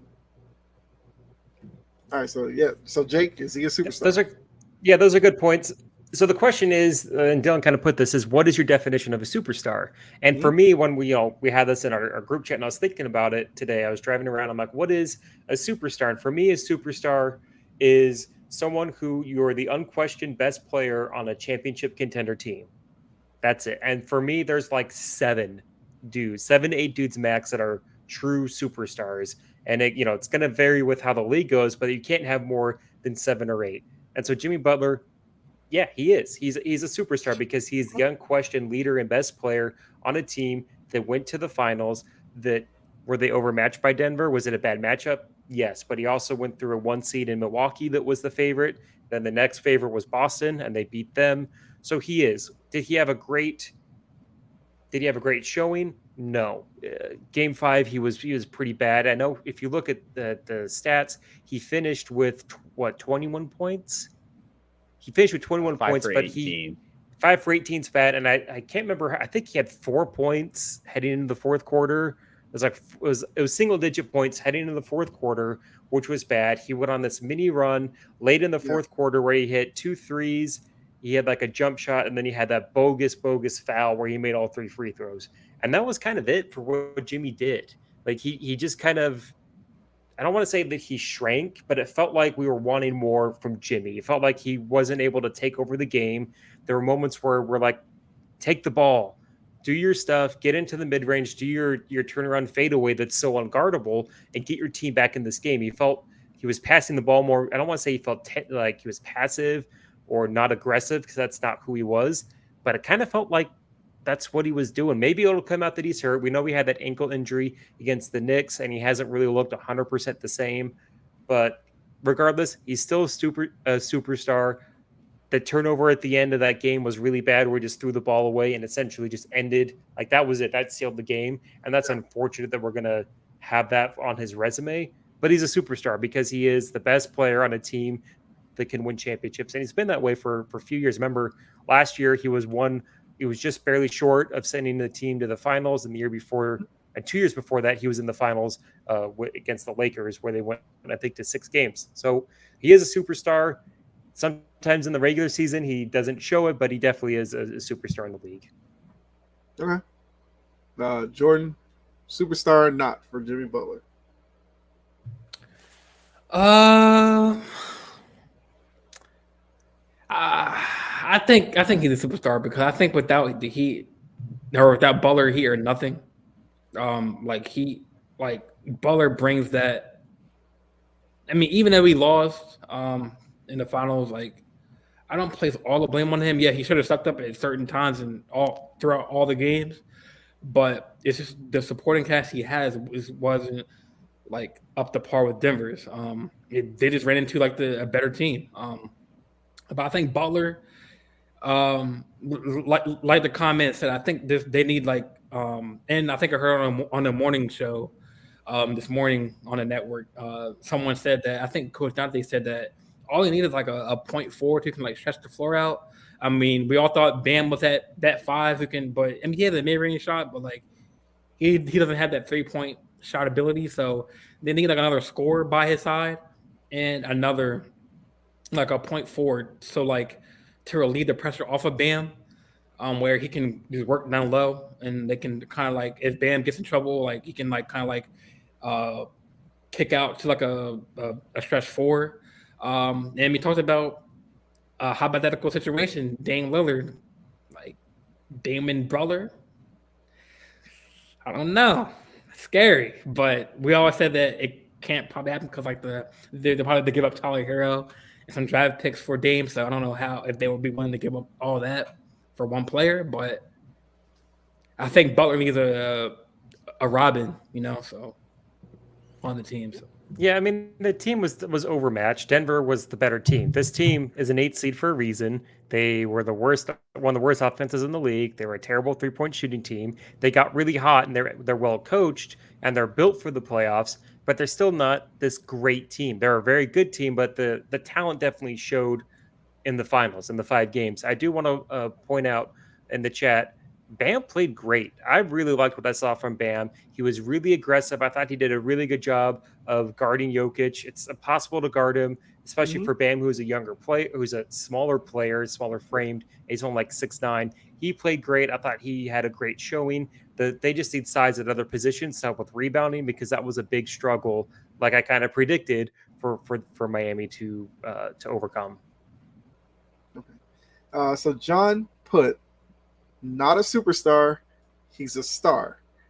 Okay, superstar. What about when he was on the Bulls? They win it, and his numbers were the same. No one was mentioning him being a superstar then.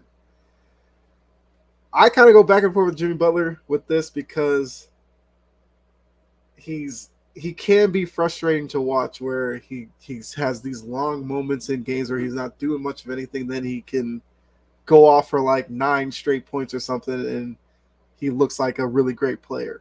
We saw that at the tail end of Game 5. Yeah, you're waiting for him to do it. Your exact problem with him, we saw on full display when they needed him the most. But go ahead, continue. No, but I'm saying because looking at Game 5, you felt like Jokic, Gordon getting into foul trouble, Butler as a superstar should have taken advantage of that. Probably extended out a lead, and maybe Miami wins last night. He didn't do it. But then late in the game, when they needed him to step up, he had a couple of big threes, knocked in some free throws, had them in a position to win that game. So that seems superstar-ish. But then he had the really bad turnover that ended it. So I'd probably put him on the fringe superstar, but he's definitely straddling that line. So I can see where John's coming from because I've thought that as well about Jimmy Butler. It's just frustrating at times watching him.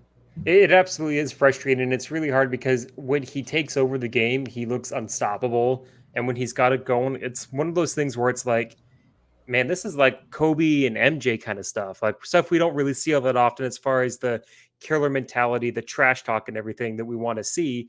But then there's moments where he's really passive that we saw. For me, when I make my superstar list just in my head, I say 7 to 8. Jimmy Butler is at the tail end of that list because you still have to show up in the regular season and you still have to be consistent. But the fact is, he took this team to the finals and Yeah. he can go deep into his bag, but he's definitely not a top 5 player in my opinion. Right. All right, so to go back to John's question really quickly, are Murray and Jokic best duo in the league today? Yes. Okay. I would have to say so. I mean, I'm looking at other people, other top teams that's in there. The only person, and I can't say that it's Durant and Booker because we haven't seen enough of them. I want to see a full off season with those two dudes together before I give them a grade as for what they can do. But that's the only two people that I can look at and say would be comparable as far as best duo in the league. Some people may want to say LeBron and AD, but you have to look at their health and their age. I Yeah. love LeBron James, but he just can't go like he used to anymore. Same So with, like, it's Curry. Well, Curry and Clay is another one that I Yeah. know a lot of people still want to like pick, which It's is good. not. It's nostalgic. It's Right. and look, yeah, exactly. Look, I love Klay Thompson. Like you're not going to find too many people in the league that hate Klay Thompson, especially in his prime. But he's just not that dude anymore, and it's unfair to expect that when he's had all these injuries. So it has to be Jamal and Jokic because Jokic is the best player, and if Jamal Murray is a top 20 guy, like there's not too many rosters that are stacked deeper than that. You could maybe say for Boston, but I would take these two guys over what you have in Boston with Tatum and Brown. Yeah, I agree. They're the best duo right now. So John says sometimes he acts like he's going to the bucket and then just decides at the last minute to wait. Let's pass or try some off balance layup.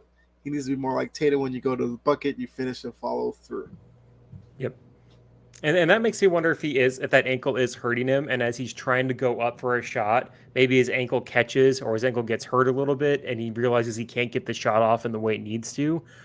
So you never want to hear that someone's hurt, but it would definitely explain Jimmy Butler's performance if it does come out that he had to have off-season ankle surgery for the injury he sustained in the second round against the Knicks. Okay, so John answered with Giannis and Middleton. Tatum and Brown are the only ones that are close in his opinion. Man, I would say Giannis and Holiday. Yeah, I would take Holiday over Giannis. But I'm not huge on Middleton for that record, though. So comments got a long one. Okay. Disagree. A superstar is someone who's valued by their team. 7 superstars. Superstar to who? We can have our own opinion, but at the end of the day, that's all that matters. So by that opinion, if someone is on a bad team, they can't be considered a superstar. Look at Dame, look at Beal, look at SGA. Think you're too critical, all due respect, but y'all know how hard it is to be the man. You'll never see me talk negative about any NBA player on my show, but we all have. That's a fair point. Yeah. I mean, Yeah. that's why for me, like superstar means that like those dudes, they're all stars. Like you can make arguments about Dame, Beal, SGA, like those are all star players. But to me, superstars is just the elite of the elite that can really carry it on their back. I love Dame, but he's never really been able to carry a team deep. And part of that's just because he's an undersized point guard. And undersized point guards, unless you're Steph Curry, have a really hard time dragging a team along with them. But I mean, you do make a great point in that aspect, and I'm not going to argue with that. I'm also not going to try and talk like I'm better than these guys because I didn't make it in the league. I didn't play basketball in college or anything like that. I'm just giving my opinion that when I try and label a superstar, I'm thinking the prime, the absolute best dudes out there. So with that being said, is KD not a superstar anymore? Oh, he is. It's Kevin Durant. See, that's where I bring it back. Someone who's marketable. KD will always be marketable. KD will be a superstar. Jimmy Butler's marketable. He's a household name. He's a superstar. Damian Lillard's a superstar in my eyes, but I understand Jake's point and him just being a star. Yeah, I mean, like I said, I brought that up because I'm one of those who thinks superstar gets thrown around way too much. There has to be a way to like separate players from superstar to star, and then whatever you want to classify people after that. Yep, I agree. Hold on. So Conman said, yes, he is. Yeah, I would agree that Durant is a superstar still. but KD couldn't take the Suns deep in the playoffs. I think the Suns' issues were way more than KD, but No, they didn't have the depth. Chris Paul's injury sealed it for him, and KD also did take a team to a finals when he was super young. He was the best player on that Thunder team, and not that long ago, he was the best player on the Warriors and took those team to 2 titles. But it is interesting. Kevin Durant's career since he's turned 30 has definitely not turned out like we would expect it to as far as the postseason success. It's definitely an outlier for what we would expect a true superstar player, an all-time great like Kevin Durant to for his game to not, for his success in the postseason to not turn out like it has the past few years. And I'll say that to kind of prove KD's superstar level, I guarantee Phoenix going into next season will probably be one of the favorites in the West. Yep. And that can be attributed to KD. Yep. Just like the Nets were the favorites every year he was there. Right. Yeah. All right. I mean, I know you got a little bit of a glimpse at it before, but now it's time for our guess the team. And then I forgot all the teams that were on there, if we're being completely honest. Okay. And I'm pretty sure I saw one team, and there's only 2 players I know who are on that team. Went to that college, so Okay. All right, John. One last question here. You have the Suns over Kings.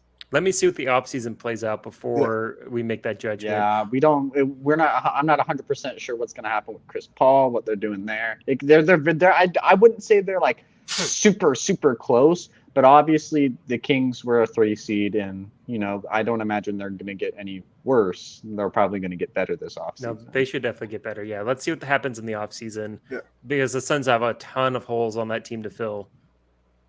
Yes, definitely agree.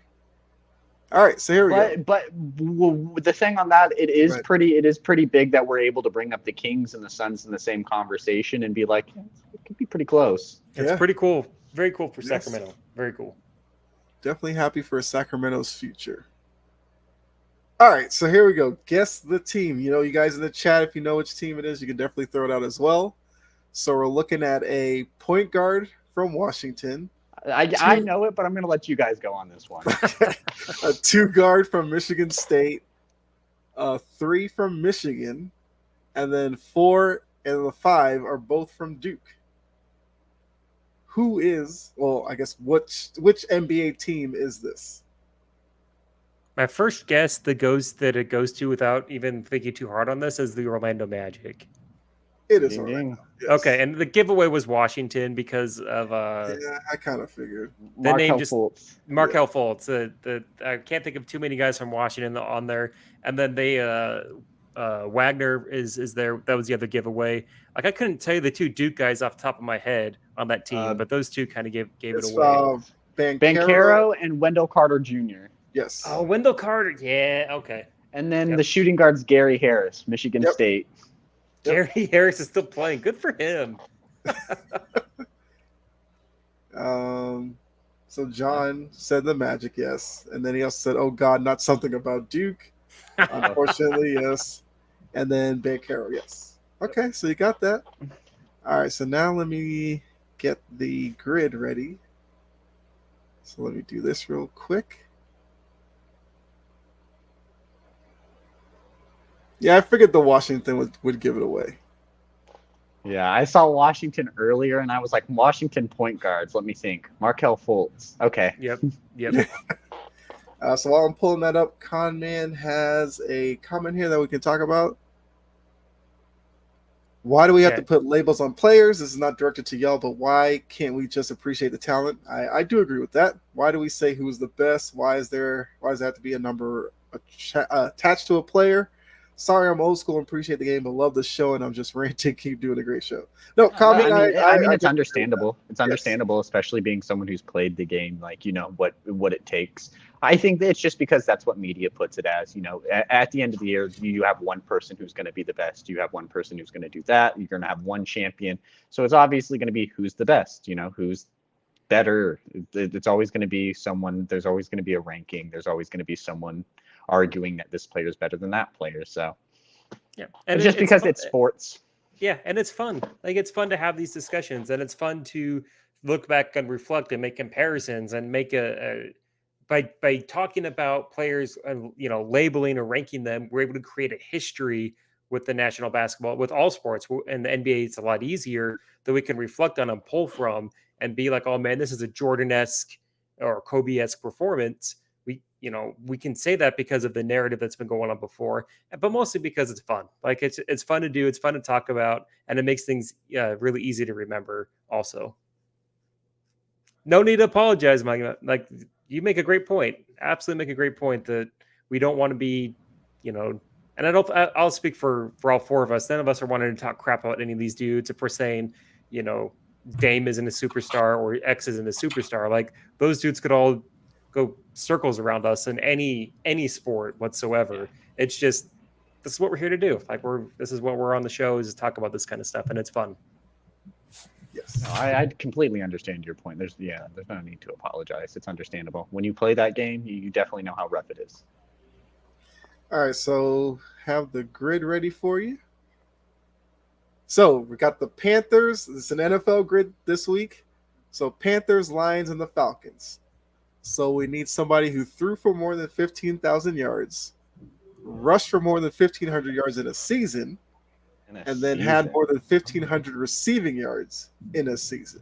Megatron for the Lions comes to mind for the receiving, because he had like 1,800 that one season. And, yes. And to keep on that receiver portion, did Steve Smith have 1,500 with the Panthers at any point? He did. Yes. Cool. Nice. Matty Ice for the Falcons for 15,000 yards. I mean, Is he really that clutch? Can he deserve Matty Ice anymore? That's just the Saints fan in me talking, but he definitely threw for more than 15,000 yards. Throw for more than. So the Lions will be Matt Stafford. Matt Stafford. The Panthers is Panthers is Cam Newton. Yep. Rush for more than 1,500 yards in the season. Would it be Barry Sanders for the Lions? Oh, you stole, man. You stole. Fuck. Shit. Yeah. So CMC for the Panthers. Did he hit 1,500? Did he? I actually don't think he did. Oh man, really? I almost forgot he played on the Panthers. Oh, what's his name for the Panthers? Julio Jones for the Falcons. Did he ever reach 1,500? Yes. Oh, nice. I'm not sure if Roddy White did. Running backs for the Falcons. I'm gonna give it up here. I know when I say this name, Dylan's gonna get the last name, but there was a Panthers running back, D'Angelo something, and he had to have rushed more than 1,500 yards, right? Yeah, D'Angelo Hall. Did he hit the 15? Cornerback? There was a running back. I swear his name was D'Angelo something, or maybe I'm just like having a stroke. You're right. I'll look it up after D'Angelo Williams. There we go. D'Angelo Williams. I knew Dylan would bail me out with the last name. I just had to like, it's like the lawnmower. You have to prime it a little bit to get it to start. I knew if I gave Dylan the little prime there, he'd get us home. I was like, he played for the Steelers as well too. What is his name? Falcons running back. Falcons running back. Bijan Robinson this season. I don't think Cordell did. Tyler Algier hasn't. Warwick Dunn didn't. I don't think he ran the ball enough. Atlanta Flackings. Or do you mean Falcons? I mean, I could say a lot worse things about the Falcons than just that. Oh, I'll keep it PG related here. Did Vic get that close? No, I wasn't sure what the record was, but I thought it might have been. I think might Vic have had been like close. 11. Yeah, I wasn't sure. I would throw it out there just because maybe. I'm gonna guess Warwick Dunn. I said that before. I'm not sure. Warwick Dunn actually came close. He had a season with 1,416 yards. Warwick Dunn let me down. Who are some other running backs? Who were the backs on that team that went to the Super Bowl? They had those two running backs. They had one bigger guy, one smaller guy. Coleman did not. Nope. I didn't think it was Tevin Coleman. Mm-hmm. Man. Falcons. How long ago are we talking? for some got- of these dudes. 08 was the most recent. Okay. Who was on that team? That was a bad team that year because Vic's suspension was real fresh.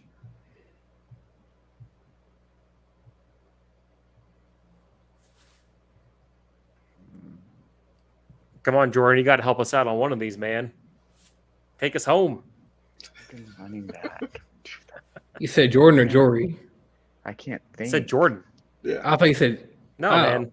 Oh, I mean, we said about Barry Sanders one. So I mean, wasn't it What, Michael 1 for Vick? 9? No, I already said big. Yeah, and Oh my he was like 1,100. Falcons running back. Rush for more than 1,500. So the two they're all running backs, right? Yeah, it's going to be a Falcons running back. I think I'm stumped here. Thinking. How many running backs are on this list? 4. 4. 4. God. I can't think of one. It's just Falcons running backs. It's just rough. 2008? This is the most recent year as well.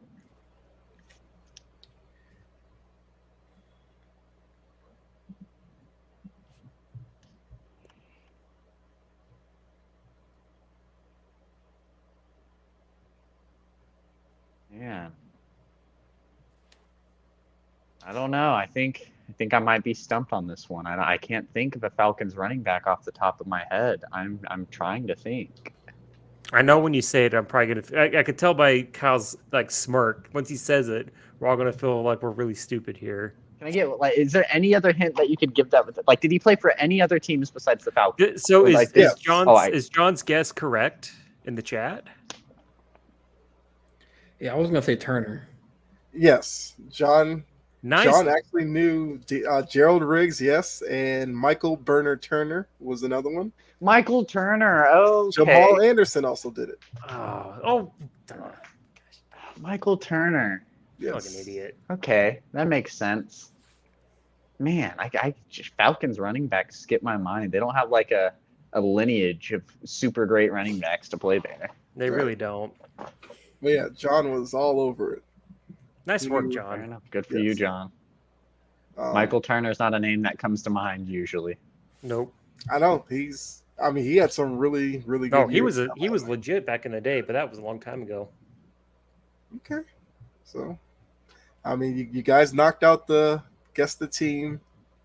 Almost had all the squares filled on the grid. So definitely have another one for next week. But that is all we have for our topics and our games. So before we get out of here, any of you guys have anything to say? Go ahead and do it. Oh, this is a good show. All we have left to watch is MLB if you're interested in that. See, baby. UFC too. That. And yeah, I mean we have the draft coming up. The NBA draft. I got some like you said earlier, Kyle. Like What do That's you mean? what- You mean the Spurs and Scoot ceremony? yeah, like you said, Kyle. Like basketball is done right now, but there's the the draft combine, and then there's like summer league. So that's like next month. So No, NBA offseason starts right away, which is always great for NBA fans. yeah, so I'm excited to see what happens in the off season. Definitely NFL off season. Where DHop going to go? Where Dalvin Cook going to go? That's probably two-headed monsters leading into the off season. So yeah, but it was a great show. Good content.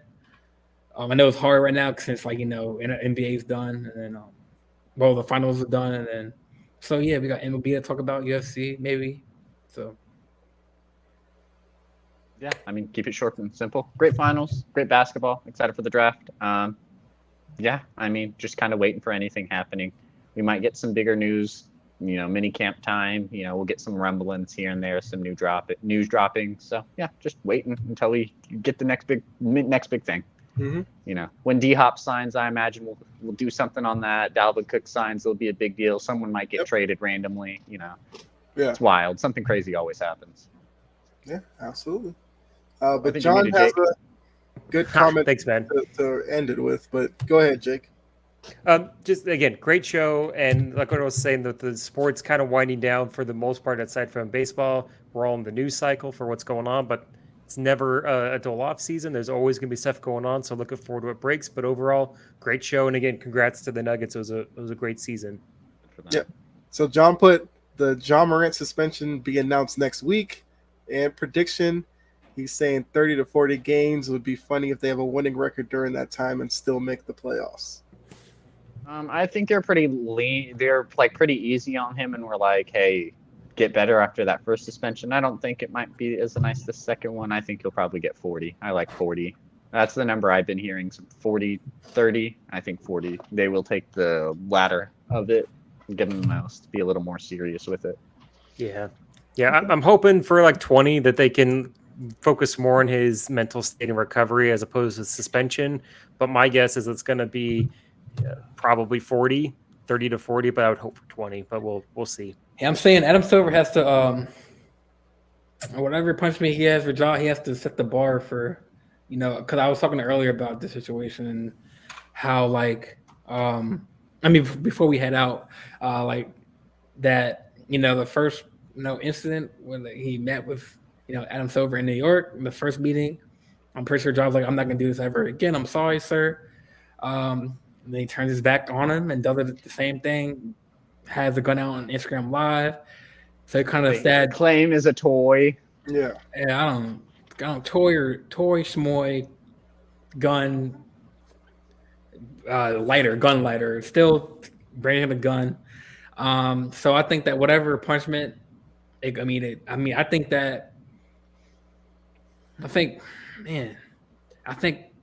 think a season suspension sets the bar.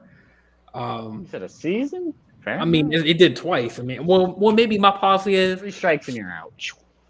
Yeah, so I say first is a couple games, and then second is like maybe 30 to 40. Maybe the third time is a ban from the league, but reinstated. Yeah, the whole Josh Gordon route. Well, wasn't he with marijuana? That was more marijuana. Yeah, Josh Gordon was always being suspended and had to apply for reinstatement. Well, now is it legalized in the NFL now? I don't know. Who knows? But he's in the XFL now. Third time would be 1 year. I think third time would be off the team and at the league. Yeah, we'll see. We'll see. I've been kind of along the lines of 20. Because Adam Silver said they found more information about something we don't know about. So yeah, that they probably won't release until he gets suspended. So I guess we'll just have to speculate till then. Yep. But Jaw did this to himself, man. Yeah, absolutely did to himself. He can't blame anybody else. It was his immaturity. There's a parade in the city. There might be some suspicion in the city. Yeah, they're not going to ban him from the city, but to make him sit out for a season. At the end of the day, the NBA is something that gets shown back to kids, younger people, impressionable people, and you don't want the center face to be someone like John Morant, who's brandishing guns, not being the greatest role model or anything like that. You'd rather it even be like someone like Jokic, who just goes and does his job and goes home. He might not be the biggest superstar, but he's not getting in trouble for anything. He's just hanging out with horses. Right. Yeah. But whatever Adam does, he has to set the bar for the next player. Like, you can't do this. So he has to. That's why I think it's a suspension for a year.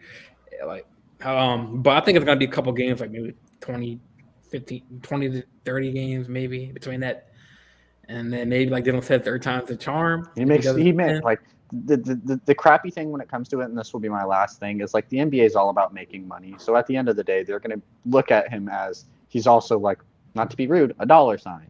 And having John Morant gone for a year isn't something that's super profitable for the NBA. Having John Morant gone for 30 games, him staying out of trouble, working out, get a couple pictures on his Instagram, 2 weeks before he'll make a comeback, and then his big game will be big. He'll be very much viewed. They'll probably put it on ESPN. They'll probably play like the Lakers or something like that. So. Yeah. All right. Well, look, for those of you tuning in, Sports Empire Network got a lot of great shows. We have Line in the Sand coming up right after us. So if you're a wrestling fan, definitely tune into that show. Then in the morning, you need your sports in the morning while you're just chilling. You got Coffee and Sports. It was at 9 a.m. Eastern. So tune into that. They're really good about setting you up for the rest of the day as well as catching you up on what happened the night before. Plus, we got a lot of great shows all across the week. You know, Cheap Seats was last night. You got Pregame Pigskin. It goes on and on. But make sure you subscribe to the channel. You know, Eagles Elite. I think this is cool. He has on there Nuggets win. And I'm going to leave that up as we get out of here because that's the biggest story right now. And we know Jokic just wants to go home. So he'll go home eventually and play with his horses. So with that, Kyle, we got Jordan, Dylan, Jake, another episode of the Big Three. We're out. We're here every week, 7 p.m. on Tuesday. Make sure you're here next week for another great show. But we'll see you all later. We're out of here. Later. Peace. New Ultimate Fighter. Yes. Oh yeah, Yes. new. It's a really, really good show. Check it out.